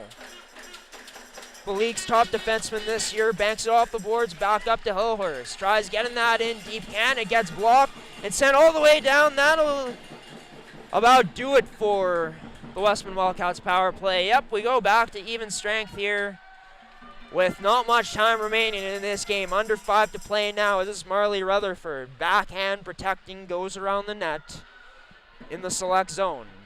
Rutherford brings it up out of the zone now. Ends up sending a drop back. Trying to get it through that house area, but they can, or the Westman Wildcats, but they still maintain possession. Across to Goods, or her pass to Mann. Mann sent it down low. Wildcats trying to get back on the cycle, but picked off by Devin Brown, of course. Eastman looking to get it out. They still can't. Exactly what Westman wants. Trying to hold this 3-goal lead. Turned over just outside the blue line onto the stick of Mann now.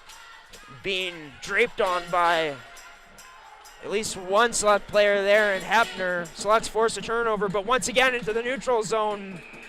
That pass misses all the way down for an icing. With 3:59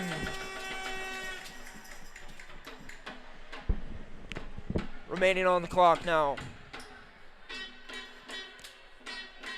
B. Weber out to take the draw for Westman. One there by the selection, Scott Cook. And Hepner going off for a change. 3-on-2 developing for Westman here. Weber, her shot turned aside by the glove of Tomes. Another face-off coming in the Eastman zone.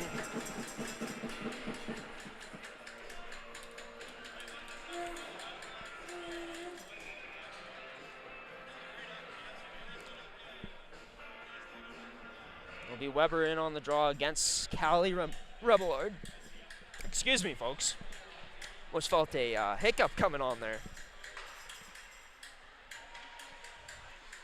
And unless they hiccup late here, Westman comes out of this one with the win.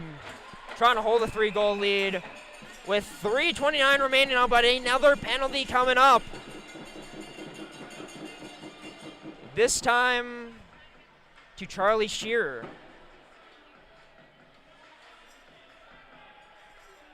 And the call is 2 minutes for a hook. Bringing back on our goaltenders logo. Sponsoring all things special teams here for both sides in this third period of action. Check out their website to learn more at GordyTumbletonGoalies.ca. The most important thing you gotta know is it's your goalie's personal video review service. Draw one by the selects. Heidinger now played up to Nolgren at the point. That pass a bit off for Hepner, but she's able to recover and sends it down low, where the selects work it at the half wall now. Boyley, her shot can't get through. Contested. Plays it back up to Heidinger, though. Across to Hepner, who was looking to unload a shot there, but could not. Ava Boyley from the side of the net gets that out in front. Loose puck cleared away by Westman. As the goal horn goes on again for themselves, Eastman has their goaltender pulled in this one with nothing to lose at this point. Being aggressive, pushing for the win. It's 6-on-4, turned over though into the neutral zone. That's not what you want. Westman, their bench calling for a penalty. They're not going to get it off of what could have easily been a trip. But we play on 6-on-4. It's Ginger fast through the middle, kicks it out to the left side. That shot can't get on net. Callie Hack untested. 55 seconds remaining in the power play now. Heidinger battling in the corner, able to get this loose puck up to the point to Carrier. Back to Heidinger now. Her shot low, blocked once again. The many that we've seen here from the Wildcats today paying off huge for them. This puck, well, Carrier has to race to it quickly. It does. Looked like it was dying anyway. Turned over again in the neutral zone for the selects.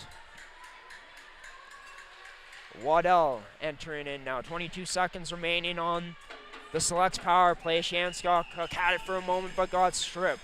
The puck along the side of the rink where we can't see anything on that side, but it's controlled by the selects. Now up top, Carrier goes across to Lesage. She gets a shot through off the side of the net.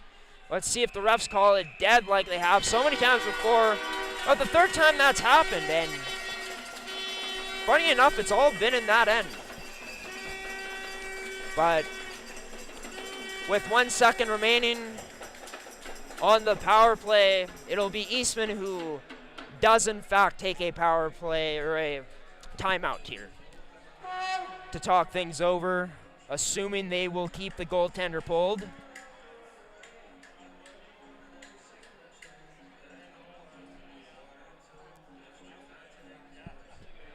Of course, both teams talking, Todd Mason talking to his group of players out there right now, which is Nolgren, Remillard, Lesage, and Boyley.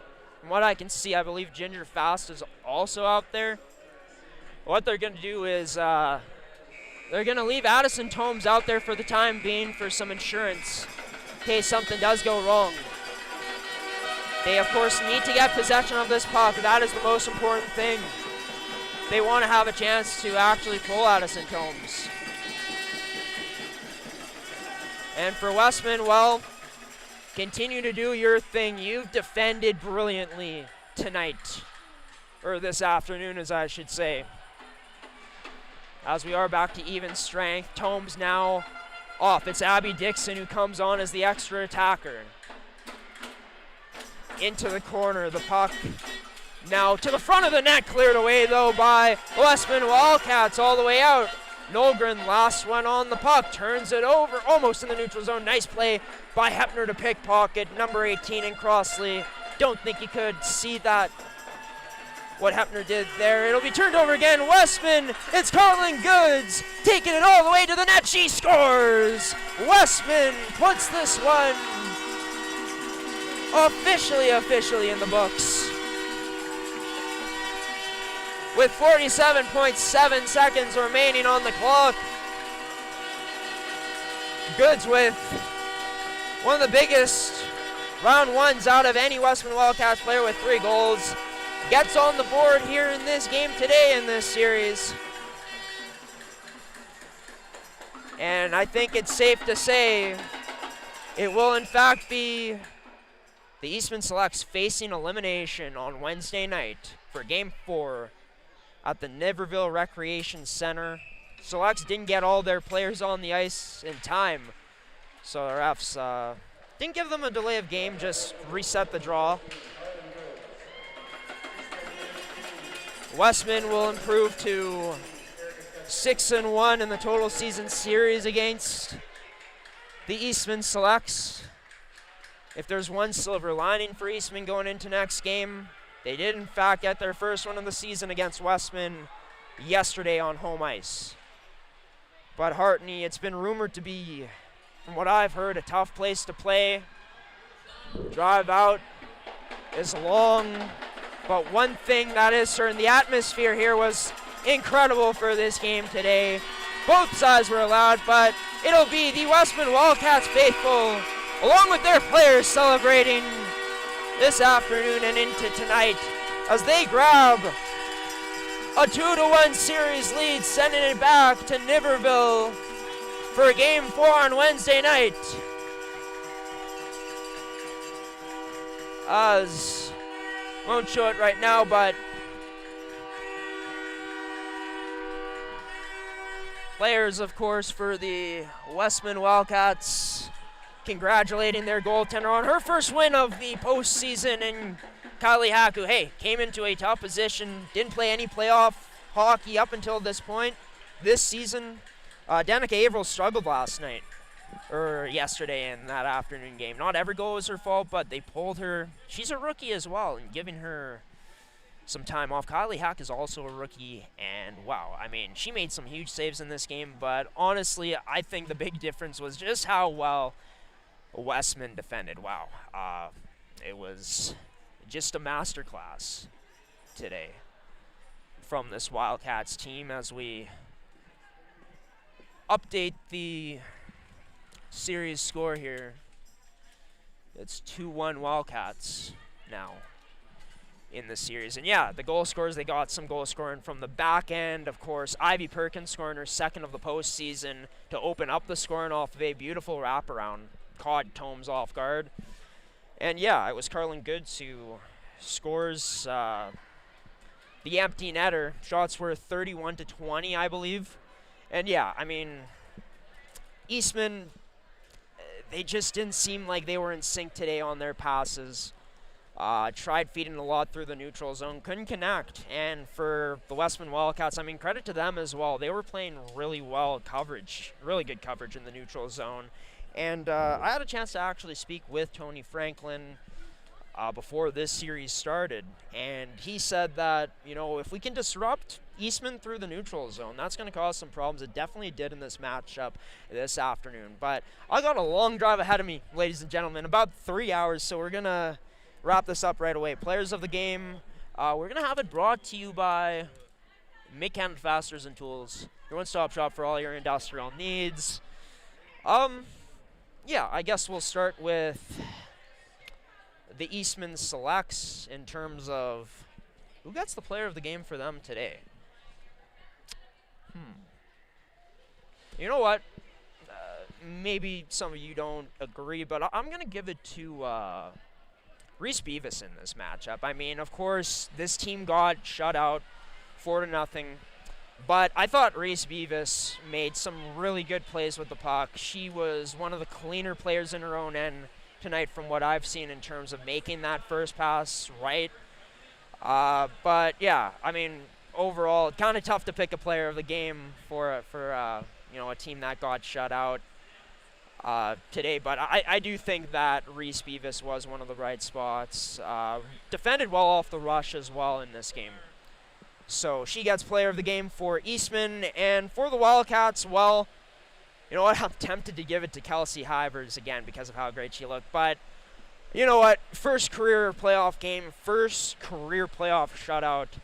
Yes, her team played fantastic in front of her, but going to give it to Kylie Hack in this game. She was really good. Made some good saves, made the routine saves. I mean, I could also give the player of the game to one of their defensemen, like Callie Hillhurst or Stutzky, who had a great game. But no, Kylie Hack gets it. 20 save shutout. Of course, didn't make a ton of difficult saves at times, but when she had to be up to the task, she absolutely was. Mid-Canada Fasteners and Tools, players of the game, Kylie Hack for Westman, Reese Beavis for the Eastman Selects.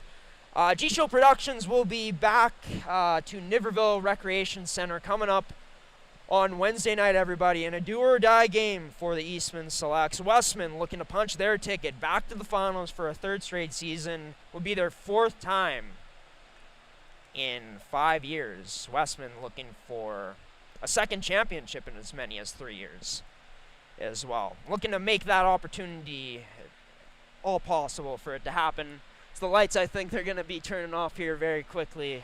Thank you to Mid-Canada Fasteners and Tools, Terrico and Goaltenders for sponsoring this matchup.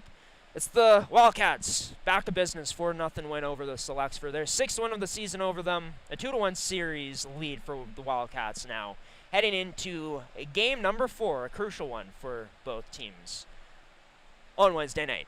Thanks for tuning in, everybody, and for choosing gshow.ca and G-Show Productions for watching MFHL Playoff Game Day Hockey, your official broadcaster of the MFHL. Good night. Have a great rest of your afternoon, as we are late here in the afternoon. Great week as well, and we'll see you on Wednesday. Take care, everybody. See ya.